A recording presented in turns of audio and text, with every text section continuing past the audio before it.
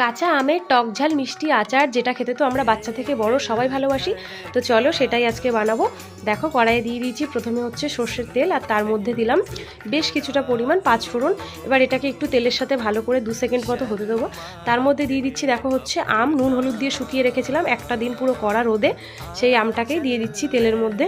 এবার আমটাকে তেলের মধ্যে দিয়ে বেশ কিছুক্ষণ একটু তেলের মধ্যে নাড়াচাড়া করবো, হালকা একটু রঙটা আমের চেঞ্জ করব। আমের সাথে যেহেতু নুন হলুদ মাখিয়ে তারপরে রোদে দিয়েছিলাম, তো আমের মধ্যে নুনটা মোটামুটি ঢুকে গেছে। তো সেক্ষেত্রে যদি মনে হয় যে আমের নুনটা কম আছে, তো এখানে একটু নুন হালকা দিতে পারো। আর যদি মনে হয় যে নুন ঠিকঠাক আছে, তো নুন আর দেওয়ার দরকার নেই। আমার নুন ঠিকঠাক ছিল তাই আর দিলাম না। এবার দেখো এর মধ্যে দিয়ে দিচ্ছি আমি 250 পরিমাণ আখের গুড়।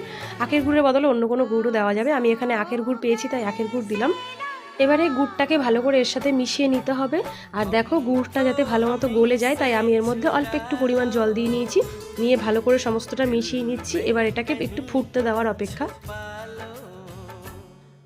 এই যে এখন দেখো গুড়টা হচ্ছে গলে গেছে আর ফুটতে শুরু করে দিয়েছে। তো এই গুড়ের মধ্যেই আমটাকে একটু বেশ কিছুক্ষণ সিদ্ধ করে নিতে হবে।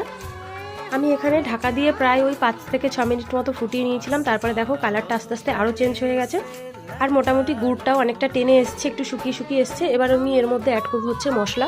আমি কিছু মশলা ভেজে গুঁড়ো করে রেখেছিলাম, এর মধ্যে ছিল হচ্ছে জিরে, ধনে, মৌরি আর শুকনো লঙ্কা।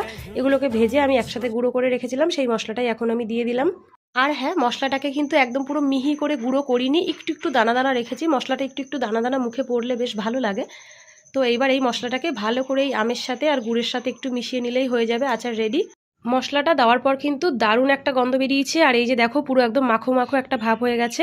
এখানেই কিন্তু রেডি হয়ে গেছে আমাদের আমের টক ঝাল মিষ্টি আচার।